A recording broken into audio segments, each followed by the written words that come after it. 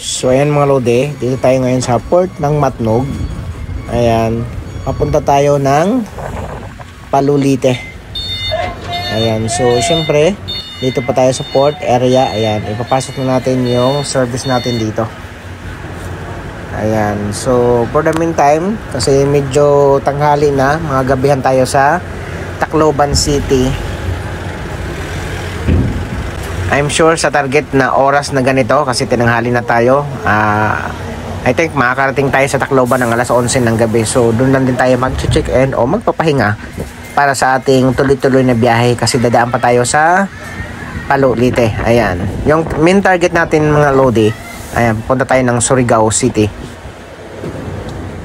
To our dear passengers, for those of you who will demonstrate the proper donning of the life jacket in case of emergency. So ayan, sa mga oras na to, kabababa pa lang natin dito sa Pagubasan Port ng Alin, Northern Samar mga lodi. So tara, papunta na tayo sa Tacloban. Alright.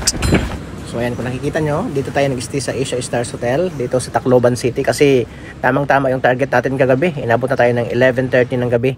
Ayan, nakarating na tayo dito sa Tacloban nung ganong oras mula sa Alin Port ng Paghubasan, Northern Samar. So tara, let's go, papunta tayo ng Palulite. What's up mga ka-sounds?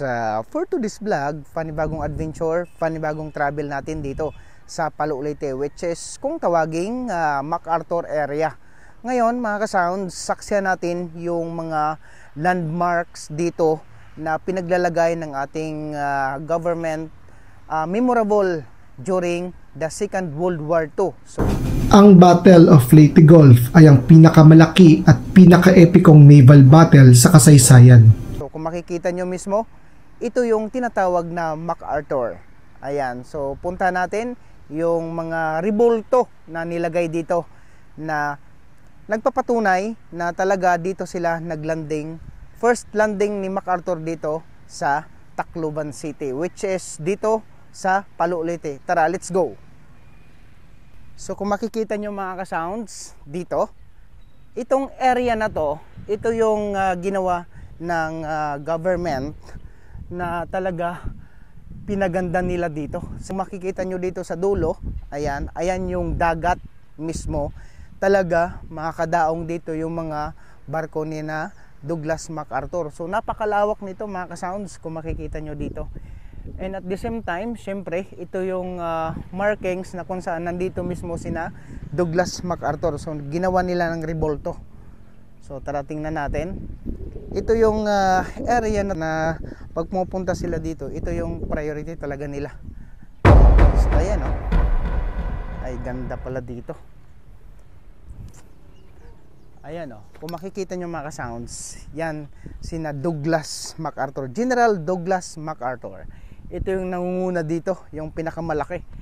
Yan yung official nila, kasi yan yung general na naka-assign dito during Second World War II.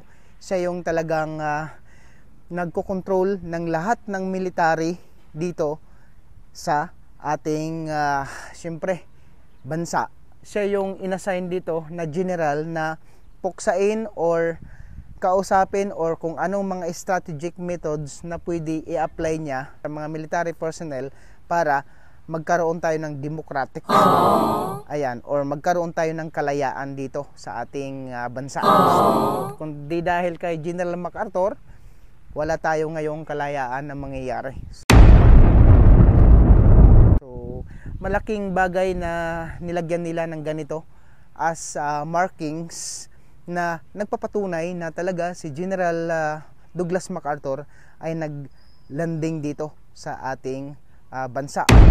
Noong October 20, 1944, nagsimulang dumaong ang puwersang Amerikano sa Palo Leyte, which is yung first landing base area ni Douglas MacArthur. Dinagdag pa ni Douglas MacArthur na may moral na obligasyon ang mga Amerikano na palayain ang mga Filipino.